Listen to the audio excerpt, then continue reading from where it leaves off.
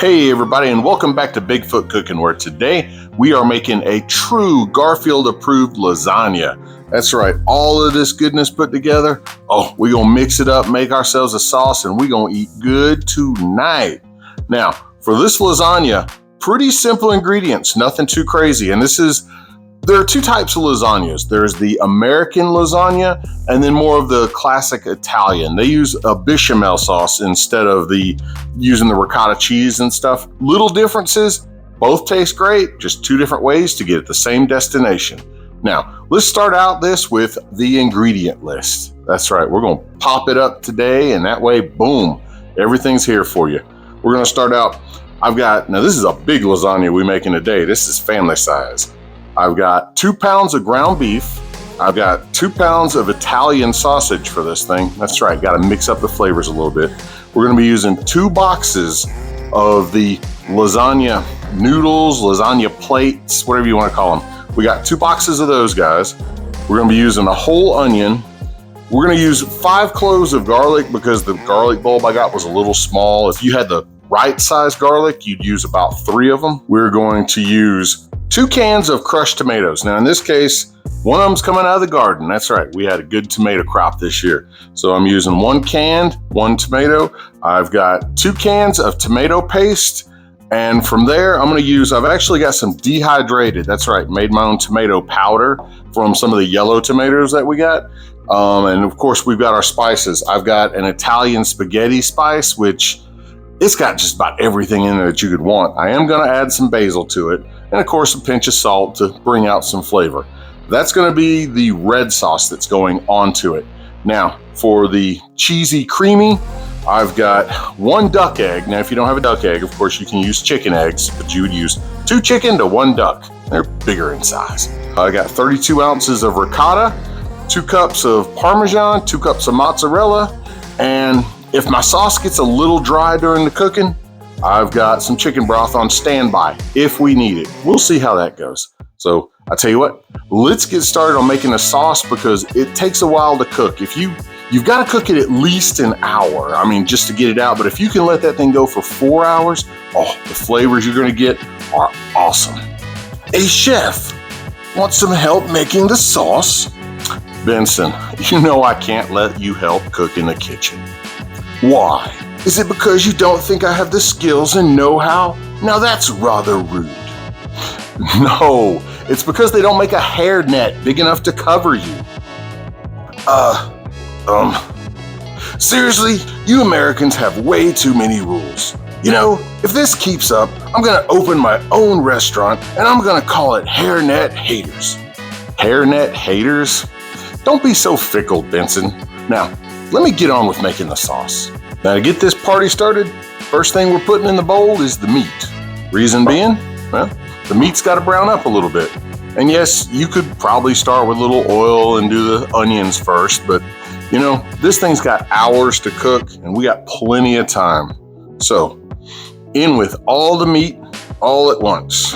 Come on, guys. Whoop, just like that. We're gonna get ourselves a little fire, and as you've noticed, I'm not using everybody's favorite burner on this one. I'm actually putting it on a smaller one because we're gonna be here for a while, and so, well, I'm not in any big hurry. Now I got my meat masher here, so we're gonna warm this thing up and let it start working and kind of smushing in and brown up some meat.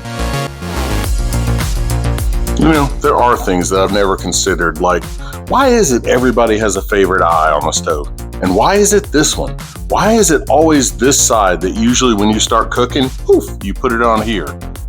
Is this a conspiracy? Is this a trend? Do you know something about this?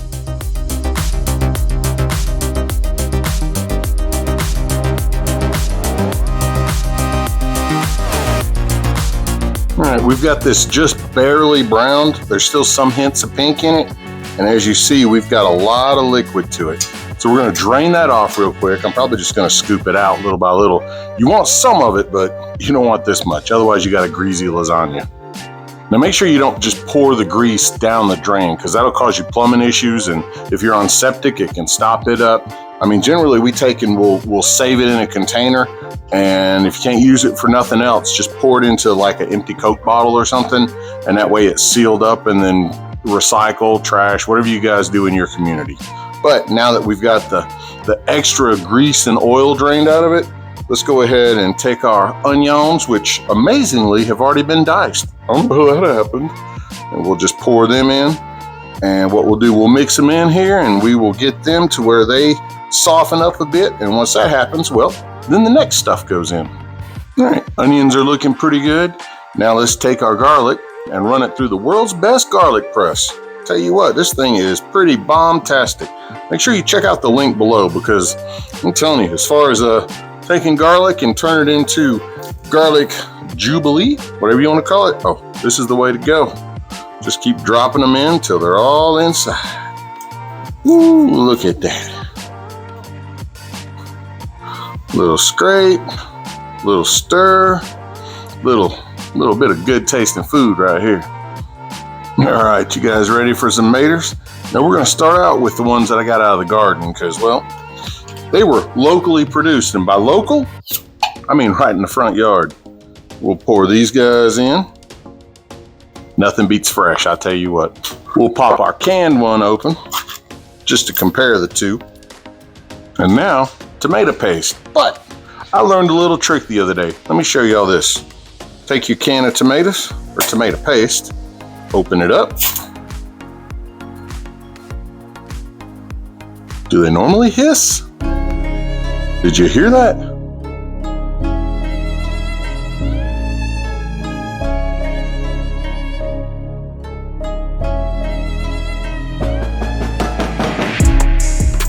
All right, now let's open up our tomato paste. I'm gonna show you all a trick I just recently learned that looks pretty cool. We'll just take our can, open it up this way. Then we flip the can over, open it this way.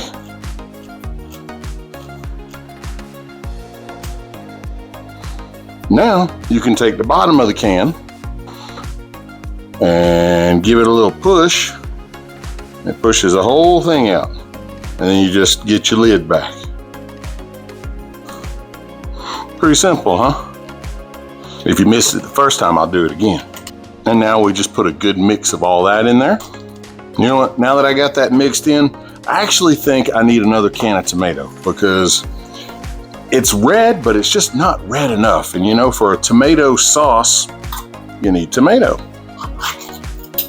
So we'll just add ourselves another can of diced tomatoes here. Stir that guy in.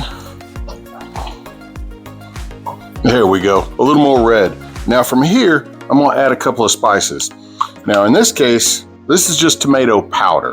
And I'm gonna add about maybe, I don't know, what is that, about a tablespoon or two here. Again, these are the yellow tomatoes I got out of my garden to use for whatever, and I just dehydrated them and then put them in the blender, and they make a great tomato powder. I'm gonna add about maybe a tablespoon-ish of dried basil. Now, of course, fresh is better, but when the store doesn't have it, you work with what you got. So we'll just apply that liberally. Now, this stuff right here, Italian spaghetti seasoning, oh, this is heaven in a bottle.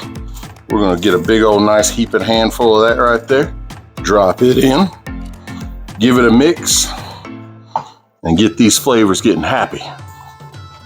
Now normally you want to salt and pepper everything, but in this case, I'm going to hold off on the salt until this actually cooks for a while, because it's easy to have it salt to taste right now, but by the time this sits here and bubbles for 1 to 4 hours, however long you want to give it, the profile might change a little bit, and if you've over-salted it, you're done. There's no way to back that one back out. So we're going to hold off on this, and I'm gonna add just a little bit of broth to it. I like how it looks, but I'd like the sauce, the liquid, to just cover everything, just barely. So let's grab ourselves the chicken broth I was holding on to. We'll crack this guy open and just give it a few glugs. Like I say, just enough to cover everything. We're not trying to make a swimming pool. We're just making everything comfortably wet. All right, now from here, all we've got to do is wait. I'm gonna set the lid on it and keep the spoon in it just so it cracks a little bit. We're gonna let this stuff simmer on low for, like I said, I'm gonna try to I'll try to give it about 2 hours. That gives everything a nice, comfortable marry time. And while we're waiting on this would be a good time for you to do a couple things. One, hit that subscribe down there because I'm loving the cooking and I'm sure you're loving the showing. And between all together, let's keep this channel growing.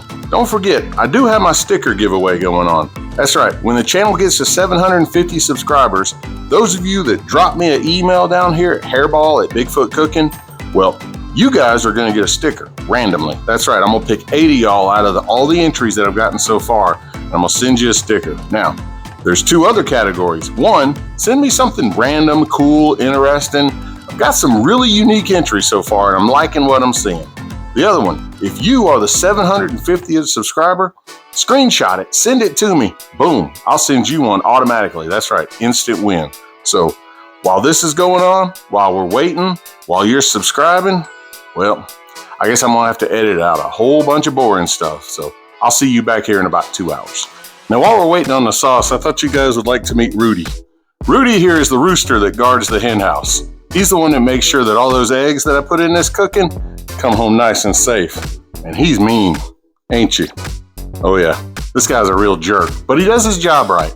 So I thought you'd like to meet one of the stars of the show that, well, never makes it on the channel. So let's keep waiting on the sauce for a little, shall we? All right, we're about an hour into it. I've stirred it a few times, but let's see what's hiding under the lid. Whoosh. Oh yeah, we got a good sauce coming together here. Nice and beautiful and robust smelling and all the things you want with a good sauce, right? But how does it taste? Let's see, we have our official taste testing spoon right here. And we'll grab us a little bit and cool it off some. Cheers. Hot. Pretty good. Pretty daggone good. Now, because there's so many tomatoes in it, and not only is it commercial tomatoes, but at-home tomatoes, there is a bit of an acidity to it. So, different spoon. Let's get us about a tablespoon of sugar, good heaping tablespoon. And we're gonna add this to the mix. What that's gonna do, that's gonna help tone down some of that sharp taste from the tomato and smooth it out. No, it's not gonna make it a sweet sauce to where it tastes like something from the candy store. It's just gonna help mellow it out. And again, it needs a little salt, but I'm gonna wait another hour before I do that. So that way this right here will settle in there. We'll keep stirring it about every 30 minutes and we'll check back in on the camera here in another hour. All right, we have 2 hours of cooking on this sauce. Let's take a peek under the hood and see what we got. Ooh, look at that. Now again, I've been stirring it about every 20, 30 minutes or so, just making sure the bottom doesn't burn.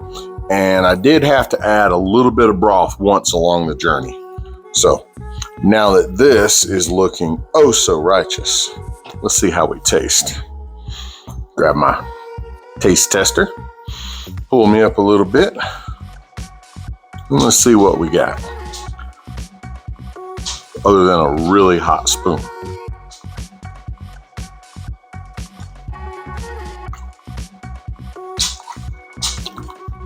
That little bit of sugar that we put earlier did wonders on the acidity, calming that down so it's good, but it's still just a little bland. And like I say, now that again, I'm only doing this for 2 hours, and now that that's over, I'm gonna add a decent pinch of salt, probably, what is that, 1/4 teaspoon maybe.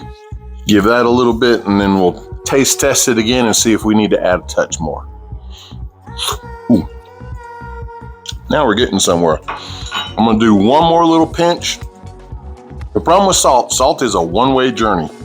As long as you're adding it for flavor, you're getting there. But if you cross that line and go too far, you ain't coming back.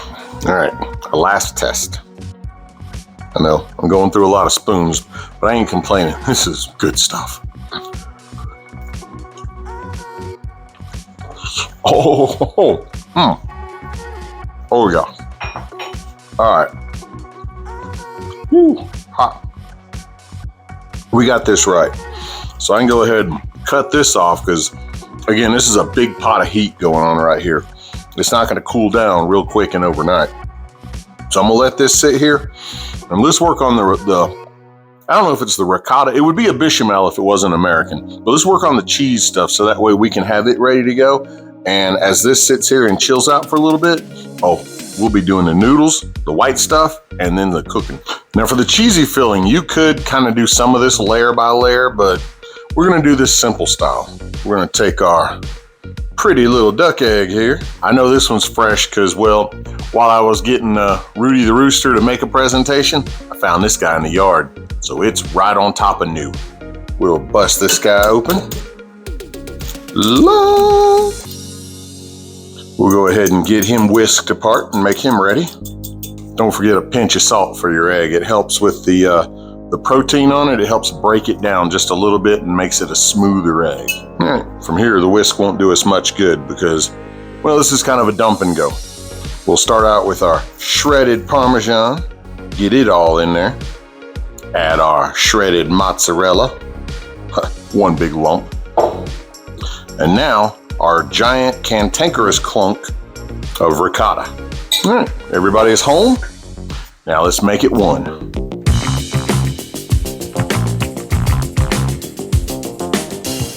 All right, we have ourselves some cheesy paradise. Now, let's make some noodles and then, assembly time. All right, we have made angry water. That's right, it's bubbling, boiling, and mad. We have a solution for that. It's called cooking with it. We're gonna take, I think it's a tablespoon of salt to a gallon of water, I think is what you're supposed to do. But basically, 2 nice big industrial pinches of salt. Add it right to the water. Now, you also wanna do this with hot water instead of cold. So that way, when it all gets in here, it mixes a little better. And our noodles, or sheets, or whatever you want to call them, instead of just dropping them in mass, what we're going to do, I'm going to cheat and stir the salt with this one. And we will just lay them in here one at a time to make sure that they all get in here and that they all don't touch and just stick to each other at one time and form one big ugly mass. So we'll drop, I'm probably going to cook this in 2 batches because I do have a lot of noodles here. So we'll drop in a few here, here, and here. Give them a little mix, work them down into the pot so we don't have flagpoles sticking up. There we go. And we'll just get them into the water little by little. And from here, well, we'll give them about 5 minutes in this here hot water, and then they come out. Now the whole point of putting salt into the water, what it does, this is really the only shot you've got of doing anything inside of your noodles or sheets or what have you. And so the salty water will actually give it that little salt that the noodle needs to make them taste better. If you did it in just plain water, it'd still work, but then you've got a bland noodle. And the salt just helps with the flavor some. So there's your little tidbit of knowledge for the day on why we salt pasta water. Now, when is your noodle done? Well, let's take a look at this one. See how it's not 100% floppy? Not done. Let me show you what they look like when they are done. All right, now if you take a look at this one, it is completely laid down. There's no floating out or anything like that. It's comfortable. So from there, we're gonna take these noodles before they get overdone, we're gonna dunk them into cold water and let them sit there and rest for a while. That way we don't overcook our noodles. We actually stop them right where we're at. And once the second batch is done, well, it's time to build. Now, before our assembly begins, I've got the oven turned on. We got that baby fired up to 375. So now it's love and layers time. Let's take a peek inside of here. We're gonna take us a nice healthy scoop of the ragu and kind of set it down here. That gives the first layer of noodles something to sit on. Kind of helps keep them from sticking too. All right, so we're gonna have some fun with these. What we're gonna do, we're actually gonna lay them in here so they kind of hang off the edge some, and that way we'll flip them over at the end to kind of make a little encapsulation of this guy. Let's just lay all these out real quick.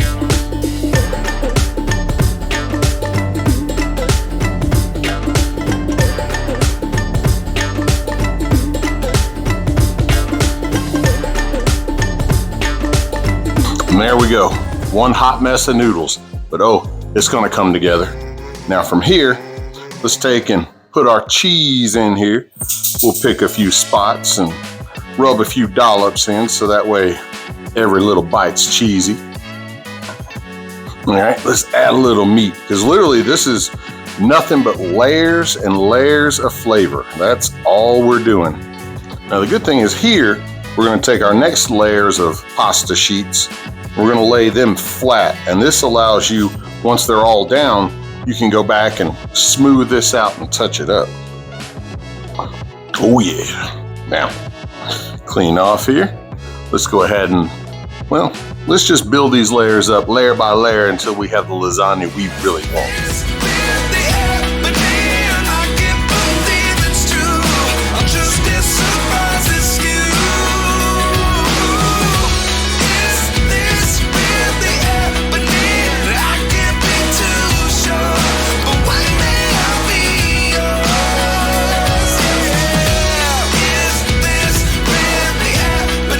Now, we'll take all these little pieces we left out and fold them in. That's right. We're going to make us a encapsulated. We're going to lock this lasagna in. Look at there. Like it's sleeping in a little bed. Now we're going to take the rest of our, well, let's put a little more cheese because I didn't go heavy enough on that first layer with the cheese. So we have a little bit extra here. So let's dollop this one on. That's right, we ain't letting none of this goodness go to waste. And now, the rest of the sauce. All right, we'll just spread this out. But oh no, this ain't all of it. We got one more little something to put on it once we get this coated, because you want to make sure that all the pasta on top is hidden by something. Otherwise, well, it might dry out some. That's right, more mozzarella. We just gotta put a good happy coating up here to let it melt in on the top of it. And it makes just this awesome crust. And I tell you what, the oven has just hit its moment in life. We hit 375. Oh yeah. Let me get a baking sheet to set this on because I just about guarantee you this is going to bubble out. And well, it helps the stove from not getting dirty. You know what I'm saying? We will set that guy in there. Let it rest in there for about 30 minutes with, oh, I almost forgot a little something. Let me finish spreading this cheese before we get to that. That's right, we need a piece of tinfoil. We're just gonna take, before we set it on it, because we don't want the cheese to stick to it, we're gonna spray it down with just a little bit of love. There we go. Now we're not trying to get this on here tight. We just wanna kinda make it where it helps hold some of the moisture in. And well, we are ready. Holy crap, this is heavy. We are ready to hit the oven. Oh yeah, into the hot box. Ooh, golly, I hope I don't break it. See you in 30. We had a few extra noodles and I figured the girls would like to have a little bit of Italian food too. That's right. Even the ducks got in on the action. Actually, because the lasagna was so heavy, we went 40 minutes instead of 30 to give it more time to cook. After this 40-minute stall, really all we're going to do is reach in, pull out the tinfoil, and start the timer over for another 30 minutes. That way, this stuff gets good and gooey and done on top and brown and all the things. So 30 minutes from now, let's yank this baby out. All right, second 30 minutes has gone by. Let's see what's hiding inside of him. Woo, look at that. Man, getting this thing out of here is gonna be tough. It's heavy. Ooh, holy cow. Ooh.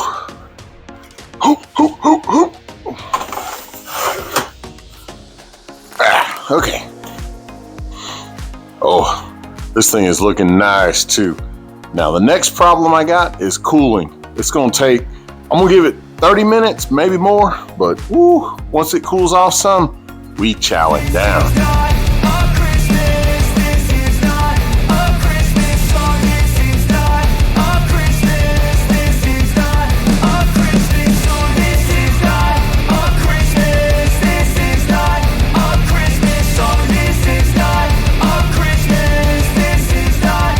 Christmas. finally, I've given it an hour to cool. And I tell you what, that was tough because this thing is calling my name.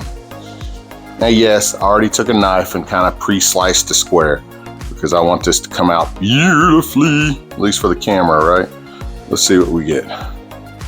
Oh, woo, look at that. Layers. It's still steaming. Man, this thing, I tell you what, it's so large that, it's just gonna hold the heat for a while. Now, we got this beautiful lasagna. Look at all them layers up in there. I mean, look at it. Oh, beautiful. But that's not what matters. What matters is the taste, the cut. Now, of course, if you could leave this all night to where it cooled off completely, it'd stay together perfectly. But it's still warm. It's still steaming. I'm still hungry. And it is still some bomb lasagna. Oh, bro. This one, yeah, go for it. Don't wait. Just go ahead, go to the store, get what you need. Get you a big old pan, whip it out. And when you're cooking this thing, remember, Bigfoot is real. I'm telling y'all, Bigfoot's got to be real. Bigfoot knows how to make lasagna too. See y'all on the next one.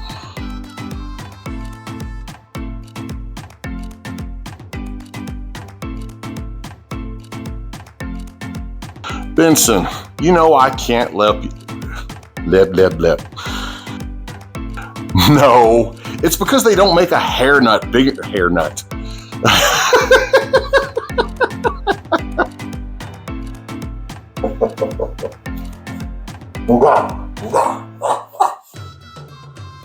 No, it's because they don't make a hair nut big enough to cover you. I said it again, didn't I?